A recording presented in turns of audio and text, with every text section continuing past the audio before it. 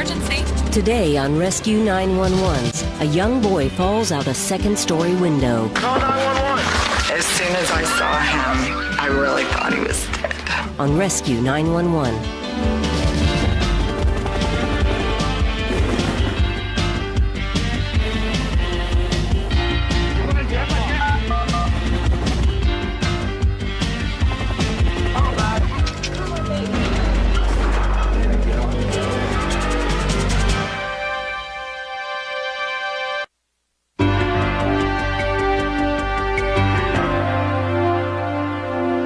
Begin in Mechanicsville, Maryland on June 4th, 1994, where Bobby McKenzie and her two sons were visiting her brother and his family.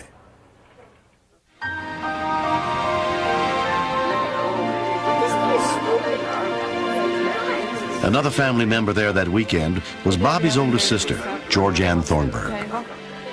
Bobby looked sad on and off throughout the day. I could tell she was really in a lot of emotional pain. But it was her birthday the next day, and we wanted to celebrate it. Bobby's two sons were hanging out with their 11-year-old cousin, Michael Potter. It was kind of boring in the living room, so me, Scott, and Brandon decided we wanted to go play the computer. Fire at that! Fire! Square shape! Yeah, you don't have a missile! Oh, man. Come on! Whoa! Oh, yes! Alright, get this over. Okay. Jet Fighter's a fun game, and Scott was doing good. Oh, yes! Another explosion! It takes a lot of concentration, so I really wasn't paying much attention to Brandon. Alright, get the tower, Family, try. No, switch your missile. Alright, now you got some more. Ready? Okay. Fire. Yes! Yes! Clear room! Alright, get that one. Whoa! I saw him hit the ground. It was the scariest thing I've ever seen. Brandon, fire the window! Call 911. As soon as I saw him, I really thought he was dead. I didn't even check. I just thought he was dead. Bobby's husband had just passed away, and I didn't know how she could possibly stand any more emotional pain. It was horrible. I just thought that here my husband was gone, and now my baby was gone. Bobby's brother, Mike Jackson, found his nephew's pulse. I couldn't tell if he was breathing. I didn't see his chest rise or anything, so I just barely turned his head to the side, and he took a real deep breath. He's breathing.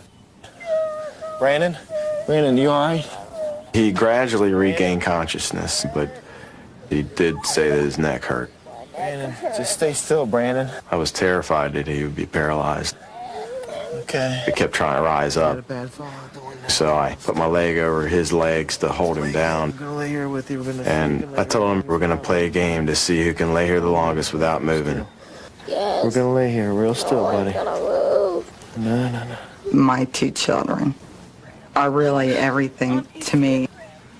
They carry on so much of their father, especially Brandon.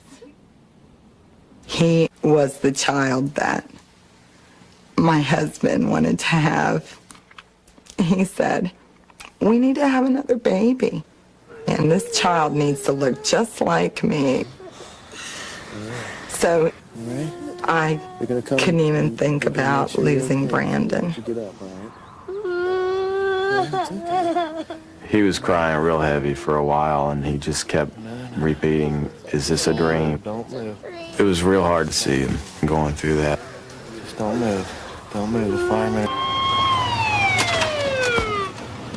Among the rescuers responding was St. Mary's County Advanced Life Support paramedic Brenda Swim. We had no indications that there were any internal injuries. He complained of his neck hurting, and I treated him as if his neck was broken. This is the way we found him. We made sure we didn't. We immediately put a cervical collar on his neck. We secured his body with straps so that he couldn't move. We're going to help you. There's a lot of people here, and we're going to be doing It seemed like just a bad dream to me, because I thought he was never going to be able to walk again.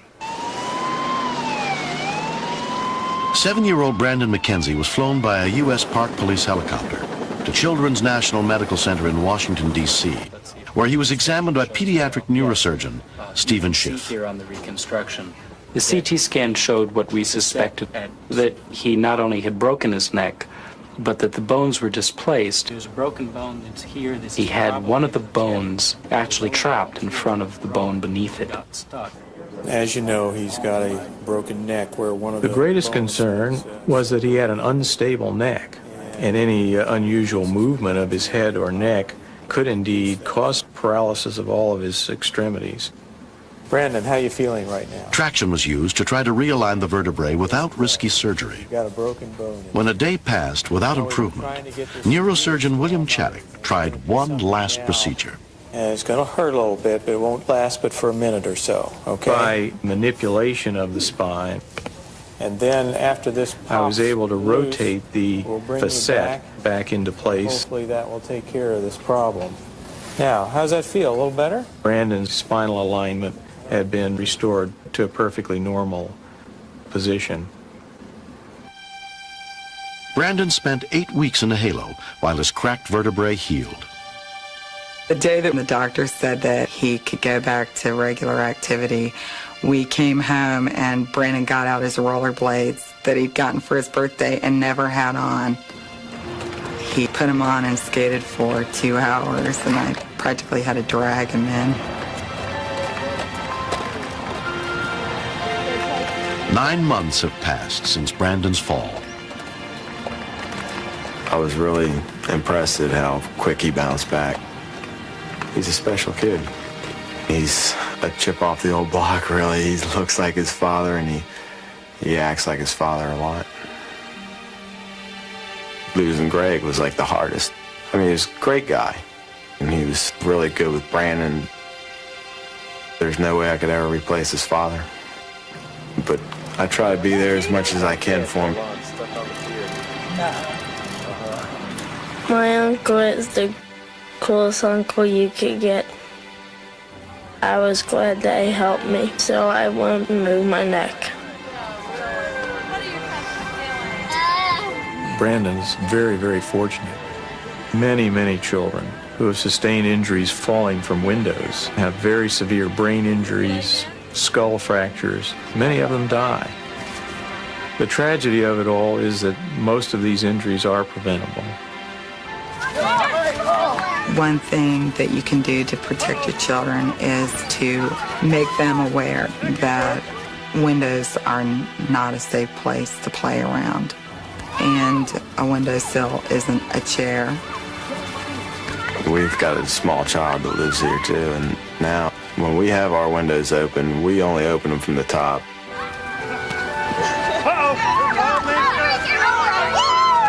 Back here, George.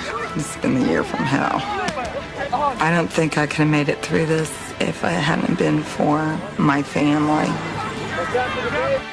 They all they helped me up. I think that we're healing up pretty good. I can't describe how happy I am that things are okay now.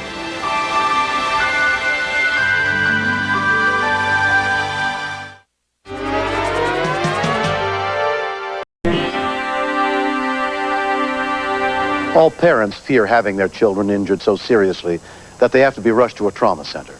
This story is not a recreation. It's the personal ordeals that brought 2 different families to Jackson Memorial Hospital in Miami, Florida, beginning on January 31st, 1995. 4:15 p.m.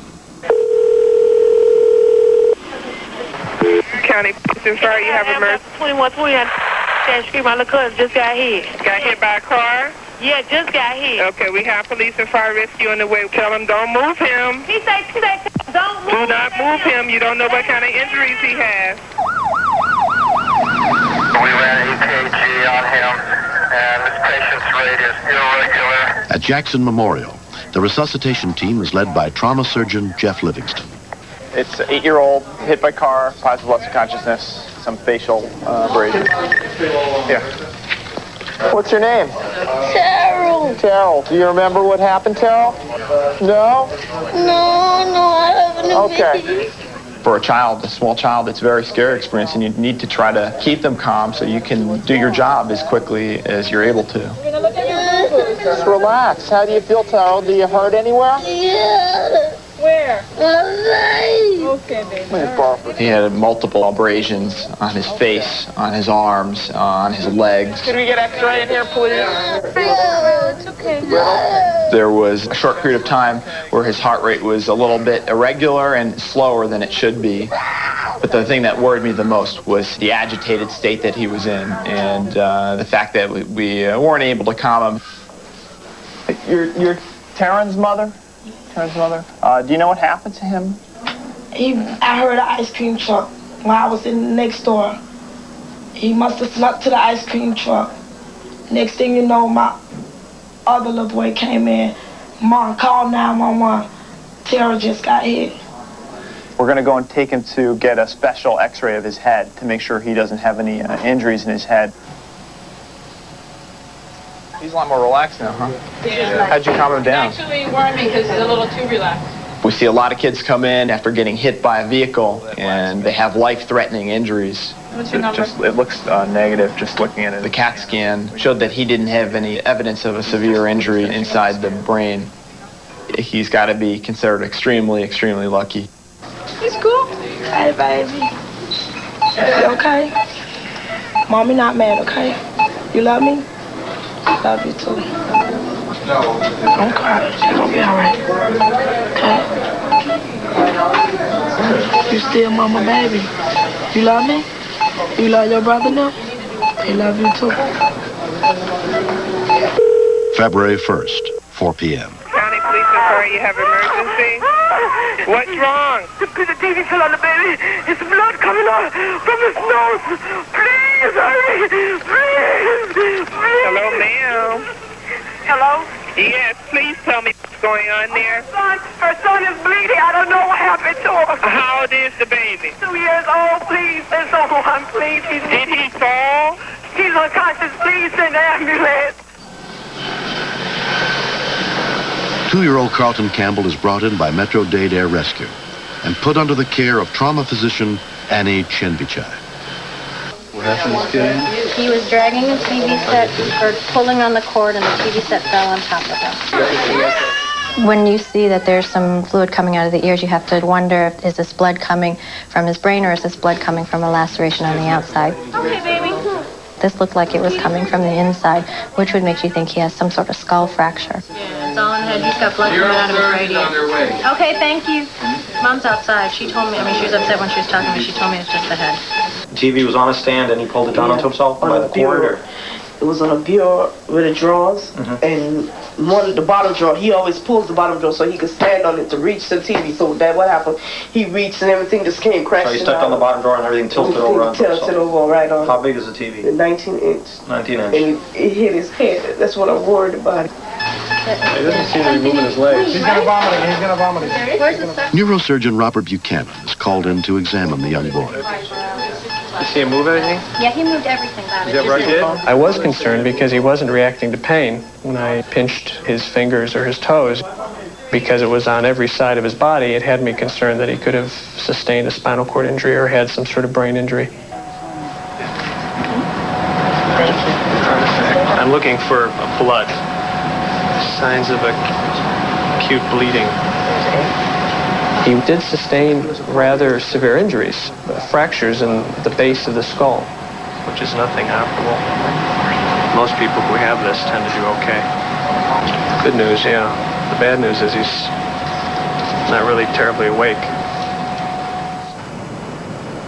2 days after 8-year-old Terrell was hit by a car, his mother, Mendora Henderson, is with him. You all right? All that day, he kept talking about, I want some ice cream. I want some ice cream. So his grandfather made sure he got that ice cream. It brought a smile. He was happy. After 3 days, Carlton's condition is also improving. He has a little bit of air in his head from the fracture at the bottom of his skull, and air in the head of a child or an adult sometimes can make them drowsy. And he has presently an inability to turn his right eye outward. But we hope that the nerve is not permanently damaged. Baby, get better and come home to mommy. What color is Doggy Doggy? Doggy Doggy. What color is... 2 months later, Carlton has recovered except for the lingering muscle problem with his right eye. His accident has taught his mother, Sophia Smith, a painful lesson. It's not good to have stuff on high places, you know, because kids do reach. And I should have known better. If the TV wasn't up so high, you know, the incident would have never happened. Like I said, it was on the edge. And You need to look at everything, even though you think, oh, this TV set is heavy enough that there's no way my child can pull that down. The best thing is for the parents to look throughout their house and to really get an idea of what the child can reach and what the child can get into.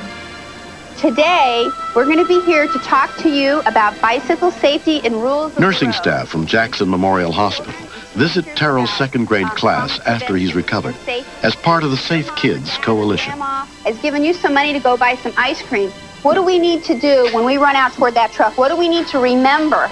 Throw? Look both ways. Look before you crossing the street. Right. Look 3 ways, left, right, left again. Why do we want to look left again after we looked right? So if you look right, you don't know if another car coming that way. That's right. So you need to look how many ways? 3. 3 ways. If all children would stop, look, listen, and wait, maybe it would put the trauma centers out of business, and that might be bad for us, but we'd rather not see the trauma to begin with. So we need to protect our thinking machine, right? I want to thank the people that helped me get better. The paramedics and the doctors are heroes. All right. Okay, everybody did really well. You guys are so smart. All right. Lynn and George Haynes both worked nights at a local manufacturing plant in Nashville, Tennessee. By around 10 p.m. on November 15th, 1994, George was already at work. Lynn was getting ready to start her shift, leaving their 3 young children under the supervision of George's 15-year-old daughter, Diane. My stepdaughter, Diane, is a great child. She is responsible. She's mature. She's had seizures. So the doctors have put her on Depakote. And if you don't take it at the certain times, then it doesn't work. It's like not taking it at all. So her father bought her an alarm box. It tells you it's time to take your medicine. It was very unusual to hear it being reset at 9:30 at night. I think deep inside I knew that it wasn't Diane. I panicked. I could see Marlon and Travis, and they had just handfuls of this medicine. Diane, get up. When I got woken up, and there was this terror going through my head. Marlon had my medicine. Some of them were in the pill box, and some of them were in her hand. Did you take any of that? No, Mommy, they're yucky. Are you sure? Marlene looked at me so funny. Her eyes were humongous. Sit right there. Open wide. The pills are pink, so I figured, well, if she took it, it would have faded on her tongue. There was nothing. At that point, I felt relieved. You go lay down with Diane. She gave me a kiss goodnight and said, "I love you, Mom."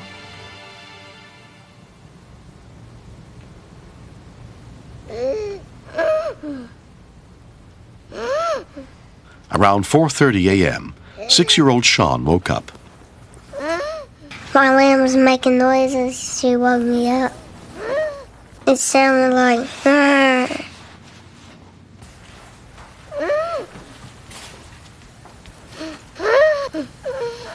Wake up. Wake up. Wake up. Diane, wake up. What's wrong? She's breathing funny. Marlene? Marlene? Sweetie, wake up. It's Diane. Come on, Marlene. Oh my God. Usually when I touch her the first time, she wakes up. And then when she didn't wake up, that just scared me to death. My little sister, she's 3 years old, and she's making these strange noises.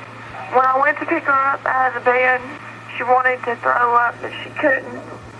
Man, we'll send someone over to check on her. What's the address, please, man? 2216. All right, we'll be right there, man. Okay, thank you. I felt so guilty because it was my medicine she had took. And I felt if I would put it up in a hard place where she couldn't reach it, then this would never happened. When we continue. I told myself, no, I'm not gonna let her die. She's gonna get better.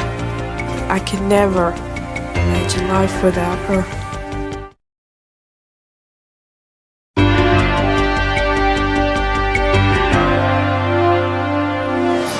Within 6 minutes, Nashville Fire Department units began arriving, including paramedic Charlie Mock. Lynn rushed home as soon as she was notified and told them her daughter might have taken Depakote. She doesn't take this medication? No, she does. It's Diane's. We were very concerned for the child immediately because we didn't know how much of the medication she had taken, how much of it might have absorbed, or how far along the damage to her organs might have progressed. Does she have any other history of medical problems? No. All we knew really was that her central nervous system was severely depressed, and we needed to get to a hospital rapidly. Look at Mom. I love that girl to death. I just knew I just couldn't handle it, and it's just breaking me up inside. I was praying a lot. I felt like I let her down. When I even suspected her taking that medicine, I should have just taken her to the hospital and had her checked. Okay, Mom, if you'll go stand right over there, they'll be with you in just a second. At Donaldson Hospital, 3-year-old Marlene Haynes was examined by emergency physician Janice Sanford. She was essentially comatose on arrival. She also began having major seizures. She had several major body systems which were beginning to fail her. Let's give her 20 cc per kilo fluid bolus, please. We put down some medication called charcoal into a stomach tube to try to absorb any of the poison that might still be in her GI tract. We can arrange to get her transferred. She's probably the sickest child I've ever taken care of. She couldn't breathe on her own. Somebody had to do it for her. And it scared me. All I could see was her head. And they had this tube coming out of her mouth with this balloon on it. They pushed that balloon, and that was her air.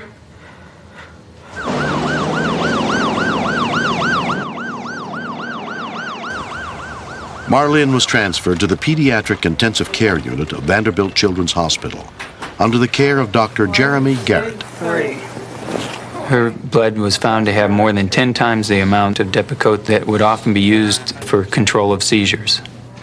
It was a time-release medication, and we were very concerned that she could have delayed effects. Just conjugate gaze. We really were uncertain if she was going to survive. Her condition is very serious. It was my understanding that they had never had to deal with that type of overdose before. So it was She's unconscious. something new for them, too. Unaware of what's happening. Right now our focus is on to see if she'll get through it. But even if she does, there's a chance that she may end up with some sort of brain damage. I told myself, no, I'm not going to let her die. She's going to get better. I could never imagine life without her. Your mom and daddy's right here, baby. We love you. I knew that she was fighting for her life. I probably prayed more that night than I have in the last 20 years, I guess. Dr. Garrett gave Marlene a drug to try to help her poisoned system carry oxygen better and waited to see what would happen. Her Depakote level dropped dramatically throughout that day. Mama's here. Daddy's here, Marlene.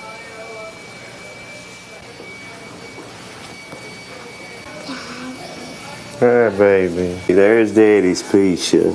When she smiled and said, "Hi, Daddy," I felt just ecstatic. You want to just run up down the street and just scream and shout.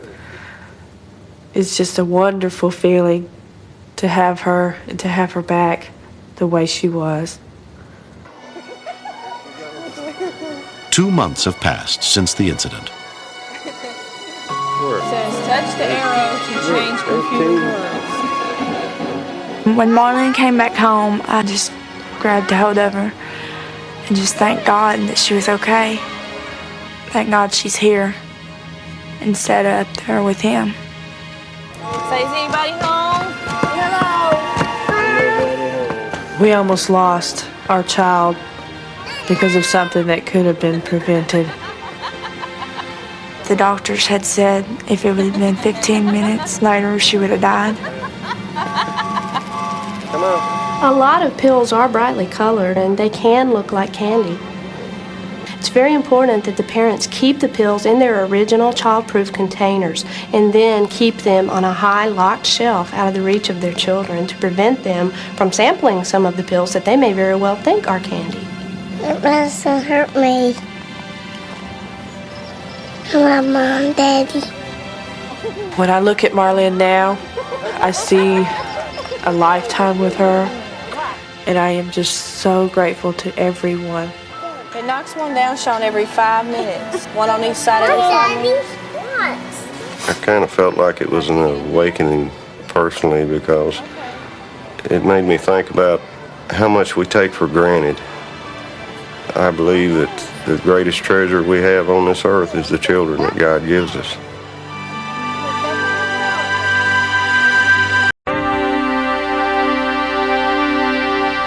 In his more than 20 years of teaching at Schoolcraft Elementary School in southwestern Michigan, Al Johansson never had to handle a serious emergency.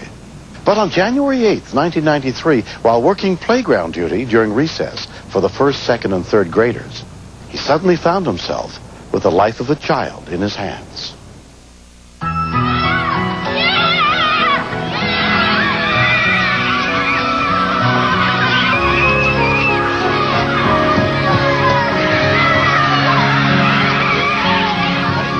Rob was out playing ball with a couple kids, and Eloise was out walking around. Nothing out of the ordinary seemed to be occurring. You know, it was just a nice walk around the playground, keeping an eye on everybody. Brian Tenbrick was in the 2nd grade. Kids are putting snow on the slide so it'll go faster. Feels like you're someone throwing you off a cliff or something really fast. Drew Croft was in Mrs. Peters' 1st grade class. I knew Lance since kindergarten, and we're really good friends. We like to play sports and get in trouble sometimes. Caitlin Robertson was in the other 1st grade class.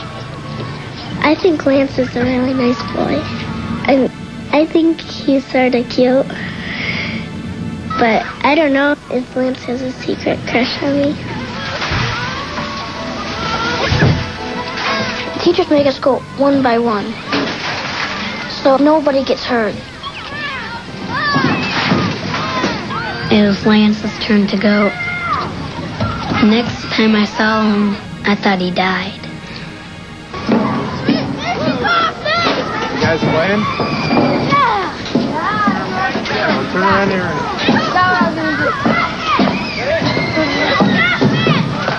See your face.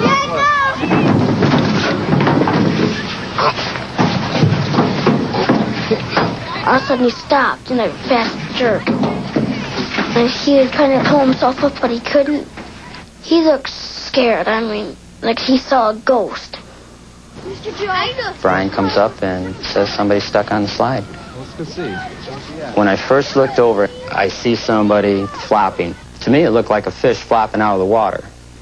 Oh my gosh. And then all of a sudden, he's not struggling anymore. He was dead still. You okay? He was right in that one spot on the slide that I couldn't get to him from the top and I couldn't get to him from the bottom. And I knew if I grabbed the string and tried to pull him up, Are you all right? I'd just choke him. When you guys go get some help? Come on, buddy. It's okay. I wedged myself under his legs and pushed him up as much as I could, because my one thought basically was release the pressure on the string. Teacher Rob Kaufman had been supervising kids on the other side of the playground. Al, what is it? He just yelled at me to get a knife, get a knife. No. Why not do this thing? He's joking. And all I could see was a very taut string caught on something at the top. Oh, come on, buddy. It's stuck. The string was really wedged down in there very tight. A little more. He's cooking there. I was pulling on it with everything that I had, and I couldn't get it loose. Hold on, push him up. I'm trying.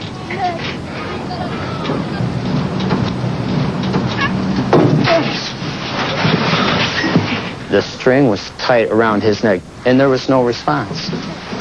The thought that he was in deep trouble was on my mind. You all right? Principal Nancy Hass rushed out to try to help.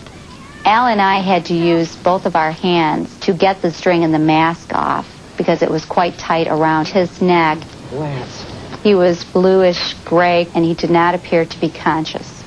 I figured that, he had been strangled. Lance. He never moved one bit, and I thought he was dead, for sure. Come on, Lance. I was almost scared out of my wits. I'm not feeling the pulse. We were having difficulty getting a pulse. He's not breathing now. At that point, he looked as close to death as anybody I've ever seen. It was scary because I never seen a friend get hurt so bad before. I was afraid I might lose a good friend. Come on. Don't die on me. I was scared, and I was glad Nancy was there. Come on, Lance. She breathed into him, Yeah, buddy, that's it. and he didn't respond. And I looked at her, and she looked at me, and just our eyes said, do it again. Lance, buddy, I did one more puff, then he took this giant gasp of air. Yeah, yes. Here's a blanket. Okay, Here's a blanket. let's do it. Come on, kids. Come on. Everybody line up. Let's go. We were asking him questions like, do you know who we are? Can you move your toes? And he seemed to be able to do all of that. What was this? We were quite relieved, and I don't think it really hit any of us how serious it was until after. It's okay. Oh, it's okay, sweetie. It's gonna be all They came up and told us that Lance started breathing again. He wasn't dead. It'll be all right. I was so relieved. Neil Robertson was also friends with Lance. And I wouldn't want that to happen to any other kids because everyone deserves to have a life in this world. Schoolcraft Fire Chief and EMT Tracy McMillan arrived within 10 minutes. Hi, I'm with the rescue. Okay. When I did get to the child, instantly he kind of smiled at me, and I had a real good feeling at that time that this was going to turn out well.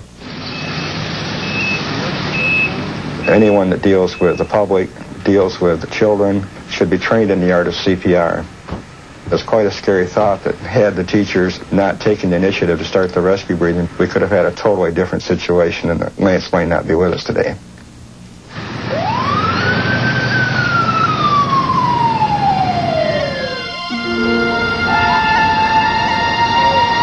Seven-year-old Lance Roberts and his parents are thankful he escaped without any permanent injury. I asked my mom to cut the strings off my clothes because I didn't want to get caught again. I never knew that the string with a little bead on the end could be that dangerous. Go ahead. Everybody thought that Lance's accident was a freak accident, but the bead can get caught on just about anything, and that's going to cause the string to pull tight. I want everybody to know how thankful I am for saving my life. I can't even imagine what my life would be without Lance. I had lost a child previously, and then almost losing Lance, I would have been devastated. I'm really glad that I can still play with my brother and my sister. I hope that it doesn't happen to anybody else. And I feel lucky that I didn't die. Next. Yeah, honey. Can I do RJ a bath? No. I had told her no. Wait until I'm done with dishes, and then I'll give you both a bath, and then get you in your pajamas.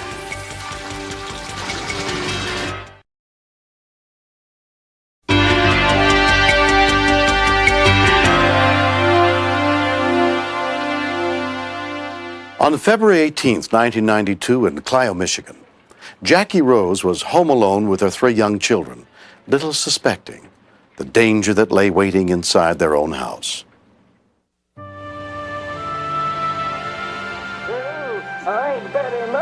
While 4-year-old Leslie and 15-month-old RJ watched television, Jackie and her oldest daughter Misty washed the dinner dishes. Mommy.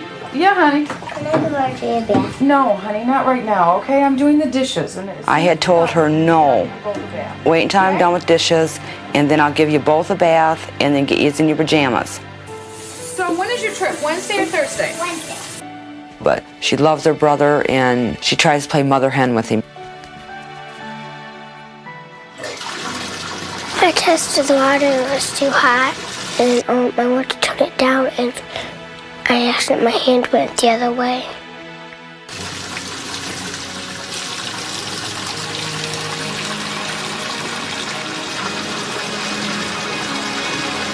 Okay.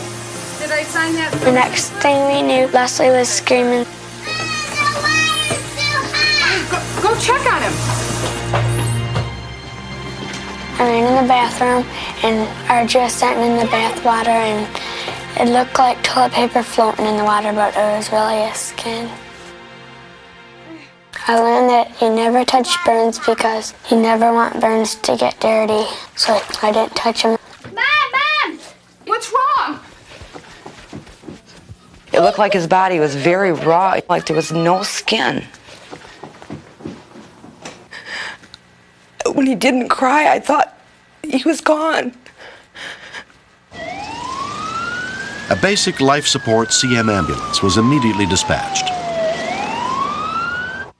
I was very afraid to hold him, because where do you grab a child that is severely burnt from the chest area down? You can't hug him.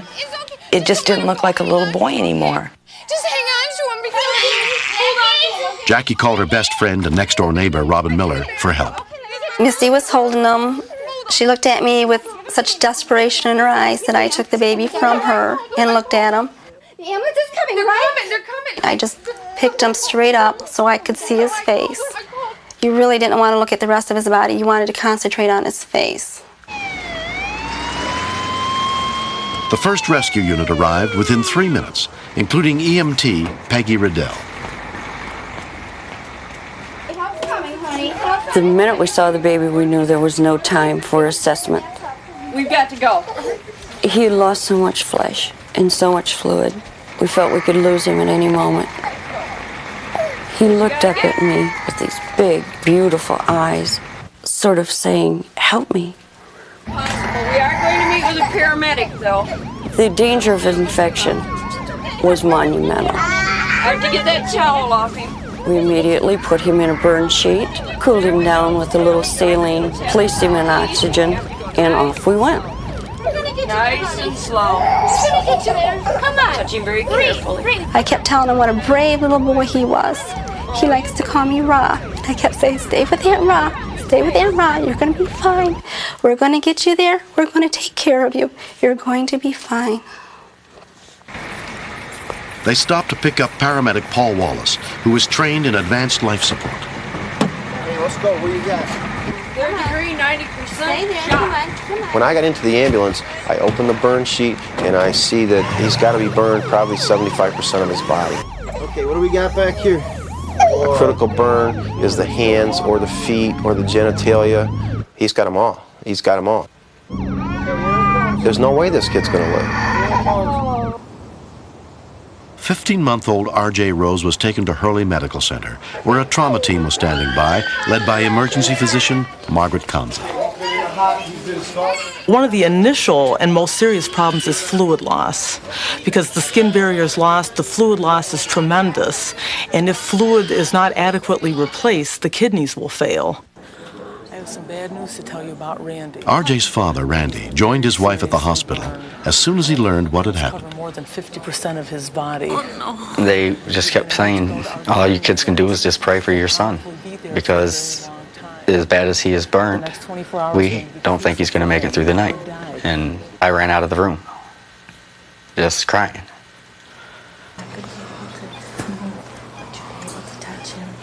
When I first saw him that night, they had paralyzed him, and he looked so innocent, so innocent. He's such a perfect little boy. Okay, baby. He loves his hugs. He loves his kisses.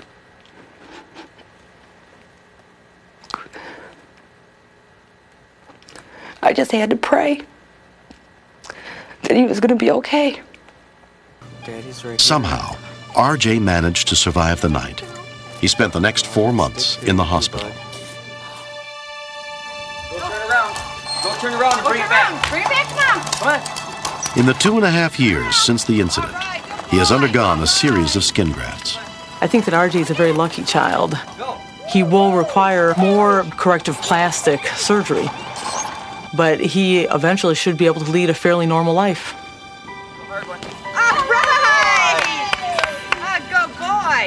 Misty's my little hero because the doctors had told me that if she would have waited 3 seconds longer to pull him out of the bathtub, he would not have survived. He would have died from shock. When my brother came home, I felt good and happy that he didn't die. I'm glad RJ's home because I can play with him. I love him. I jump on the trampoline with him all the time. RJ, that's a doggy with you. The lesson here is you don't need scalding hot water in your home. You can turn down your thermostat and still have enough hot water. Hey, buddy. How you doing? When I saw RJ, I was amazed. I never thought he would survive, and here he is, and he seems just fine. And it's great. I never would have believed it. No, but it's still The people who have saved my son, the only thing I can say is thank you. But it's still not enough. Nothing in the world could be enough for him. Well, read it out loud. We'd like to hear that. We'll read it out loud. Yeah. It says, Sergeant Paul Wallace for actions well beyond the call of duty on February 18th, 1992.